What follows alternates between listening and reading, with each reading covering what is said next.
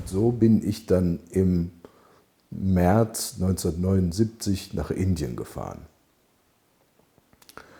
Das war total witzig, da saß ich nämlich im Flugzeug nach Indien neben einem nepalischen Geschäftsmann und der wollte mich direkt mit seiner Tochter verheiraten, die war auch mit dabei.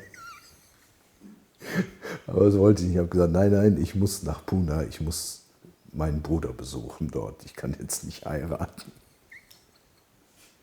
So ging das los. Ja?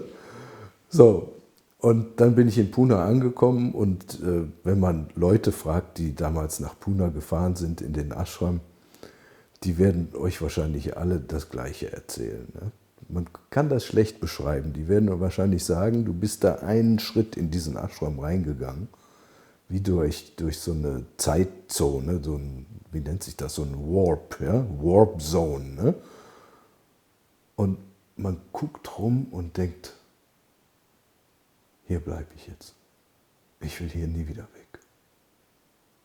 Das ist, glaube ich, fast allen Menschen so gegangen damals, die dorthin gekommen sind. Und bei mir war das eben genauso. Und eine andere Sache, die ganz wichtig war für mich, an die ich mich noch gut erinnere, ich hatte ja so ein total überhöhtes Selbstgefühl damals, dachte so spirituell und so ein toller Typ und so, ne, so besonders und so anders als die anderen, bla bla. Und dann kam ich dahin und habe gesehen, dass da Leute waren, die waren viel weiter als ich. Ja, das war eine ganz andere Liga und da dachte ich, das ist es jetzt, hier kannst du was lernen, hier möchte ich jetzt auch bleiben, konnte aber nicht. Ich hatte nur meinen Urlaub von der Lehre und bin dann 3 Wochen da geblieben, habe dann aber auch zweimal mit dem Osho gesprochen persönlich und das war unglaublich. Ja. Der hat mein ganzes Leben praktisch in gute Bahnen geleitet in diesen 2 Gesprächen. Und dann bin ich wieder zurück nach Deutschland und wusste eigentlich nicht so recht, was jetzt geschehen würde. Ich wollte ja die Lehre noch zu Ende machen, da war noch ein Jahr zu arbeiten und nach 6 Monaten hatte ich eine ganz kuriose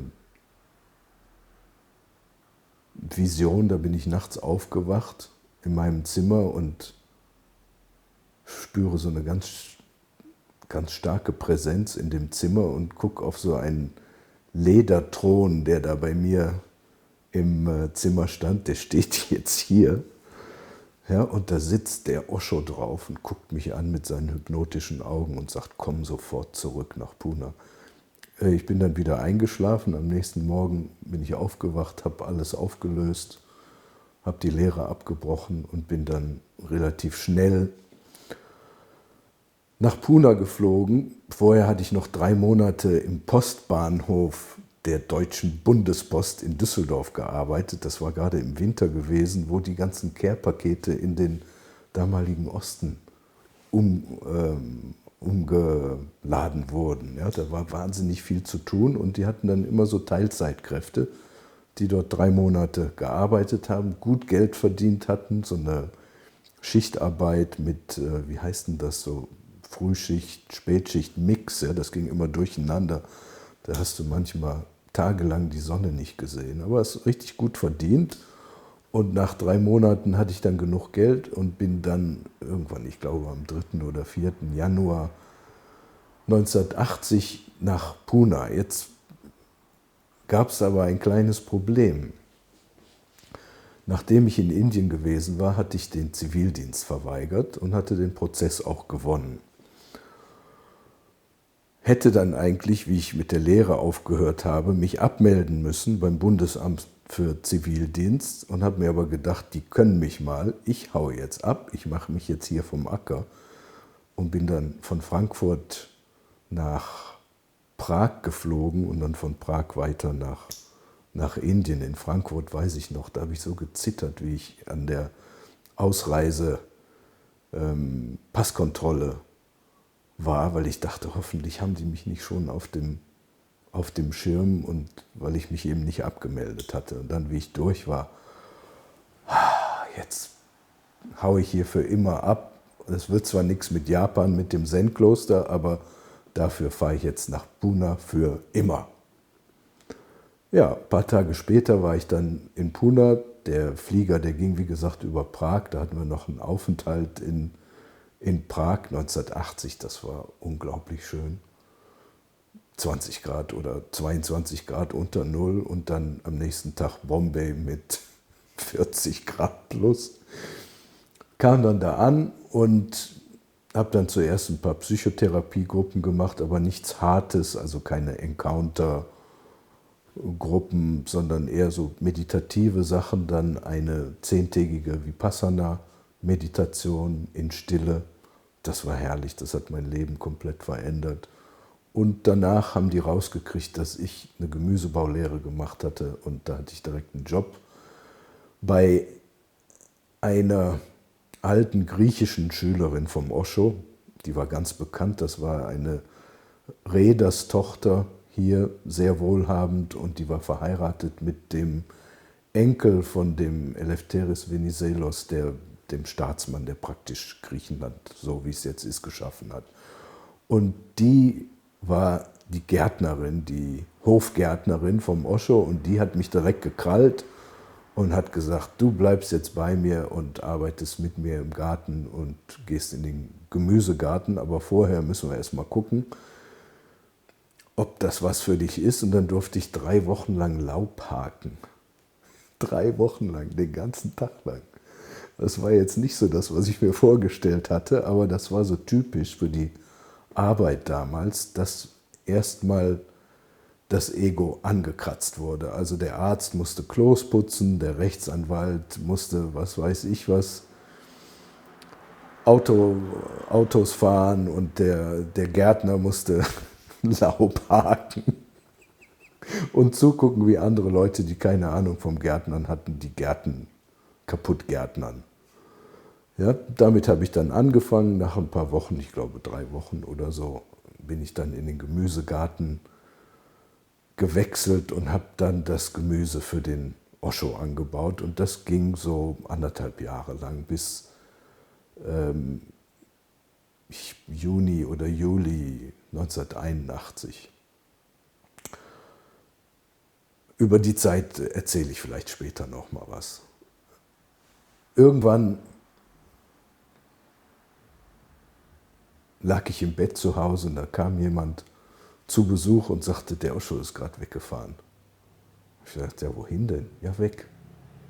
Ja, aber wann kommt er denn wieder? Er kommt nicht wieder. Und dann war erstmal nicht bekannt, wo er war. Er war weg und ein paar Wochen später hörte man dann, er sei in den USA und würde dort aus gesundheitlichen Gründen jetzt leben wollen. Ne? Ich saß in Indien, ich hatte gerade eine Hepatitis gehabt, das hatten viele Leute damals, nicht von Drogen, sondern vom Wasser, ja, weil man die erste Zeit immer schön aufgepasst hat, was man isst und dass man kein frisches Gemüse isst und keine Früchte und so, keine Säfte. Und nach einer Weile schludert man dann und dann erwischt es einen halt. Ja. Ich war also noch ziemlich krank und der Osho war weg, mein Plan für immer in Indien zu bleiben, puff, aufgelöst im Nichts. Und da dachte ich mir dann, was machst du jetzt? Direkt in die USA ging nicht, weil da hätte ich ein Visum beantragen müssen. Das ging damals immer nur von deinem Heimatland aus. Dachte ich, ja wie schön, dann muss ich wieder nach Deutschland. Aber da war ich ja vor der Bundeswehr bzw. dem Zivildienst getürmt. Und auch als Zivildienstleistender war man da dem Wehrgesetz untergestellt. Dann habe ich mich erkundigt und da haben die gesagt, ja, 5 Jahre Gefängnis, wenn du Pech hast. Dachte ich mir, nö, das muss jetzt nicht unbedingt sein. Und dann bin ich erstmal nach Holland gefahren. Damals, da gab es einen Deal, die Holländer, die waren ja mit der Wiederbewaffnung der Deutschen nicht einverstanden gewesen nach dem Zweiten Weltkrieg. Und die haben den deutschen Wehrdienstverweigerern damals praktisch Asyl angeboten, haben gesagt, ihr könnt hier hin, kein Problem. Und ihr könnt hier auch bleiben. So ähnlich wie Kanada und USA das ja auch mal im Vietnamkrieg hatten. Also ich bin erstmal nach Holland und da hatten Schüler vom Osho eine ein altes Gefängnis gemietet und es in ein Hotel umfunktioniert. Also ich bin dann doch in den Knast gegangen, allerdings war das ein Hotel, das war fürchterlich, ja? Fürchterlich, schrecklich, war da so eine Woche in etwa da und während dieser, oder es muss länger gewesen sein, vielleicht 2 Wochen da und während dieser Zeit erinnerte ich mich, dass ich mal in Indien in einer Bambushütte gewohnt hatte mit einem Hamburger, der war so 20, 25 Jahre älter als ich, der war der damalige Polizeisprecher der Polizei Hamburg gewesen, ein ganz netter Typ. Und an den erinnerte ich mich und dachte, vielleicht hat der ja irgendwelche Connection zu dem Bundesamt für Zivildienst und kann mir da helfen. Dann habe ich meine Eltern angerufen, habe denen die Nummer von dem gegeben und der hat dann bei diesem Bundesamt angerufen und hat gesagt, ja, ich kenne hier jemand, der Junge, der ist abgehauen damals, ohne sich abzumelden und wie sieht es denn aus? Was ist denn da jetzt die Sachlage? Und da hat der Herr von der Bundesanstalt gesagt, wenn er innerhalb der ersten 6 Monate nach der Flucht wiedergekommen wäre, wäre er ins Gefängnis gesteckt worden. Aber jetzt ist das verjährt und der kann jetzt zurückkommen, da passiert gar nichts. Er muss allerdings seinen Zivildienst dann auch machen und da kann er nicht wieder abhauen, sondern wenn er das macht, dann kriegt er echt Stress. Und dann war ich erstmal ganz glücklich, dachte, okay, geht also doch wieder. Habe dann meinen besten Freund, den Stefan aus Düsseldorf, mit dem ich in den Kindergarten zusammengegangen war, habe den angerufen und habe gesagt, Stefan, kannst du mich mal abholen in Amsterdam im Knast? Der ist dann nach Amsterdam gekommen, hat mich abgeholt und ich bin dann ein paar Tage später nach Köln zu dem Bundesamt für Zivildienst, habe dann meinen Zivildienst klar gemacht und habe dann diese Zeit tatsächlich dann auch verbracht beim ASB, beim Arbeiter-Samariter-Bund, habe da Behindertentransport geleistet. Und das war eine ganz tolle Zeit. Und das war das erste Mal für mich, wo ich wirklich 1,5 Jahre lang, war das ja damals, in etwa 18 Monate, glaube ich, wirklich etwas machen musste und mich nicht einfach verabschieden konnte. Hat mir gut getan. Ja? Und die Arbeit mit den Behinderten war auch toll. Ja, das war ganz, ganz super. Das hat mir das Herz irgendwie gereinigt auch. Ne? So, wie ich dann da fertig war, kriegte ich auf einmal einen Brief aus Oregon von der damaligen Sekretärin vom Osho und die sagte, wir haben hier ein großes Grundstück gekauft, eine Riesenfarm in Oregon. Wir brauchen Gärtner, wann kannst du kommen? Ja, das war so, ich glaube, 4 oder 5 Wochen bevor mein Zivildienst zu Ende war. Und da bin ich praktisch übergangslos dann nach dem Zivildienst direkt in die USA rüber und habe dann die nächsten, das war 83 war das, Anfang 83 und habe dann bis 1988 in den USA gelebt, die ersten Jahre bis 1985 wieder mit dem Osho zusammen, habe dann sein Gemüse dort wieder angebaut und große Felder mit Riesentraktoren bearbeitet. Eine herrliche Zeit, aber davon später mal. Und auf einmal wusste ja schon aus der Pune-Erfahrung, dass der Osho kein Mensch war für die Ewigkeit. Der wollte keine Denkmäler für die Ewigkeit schaffen, sondern er wollte einfach Plätze schaffen, an denen er die Leute aufwecken konnte.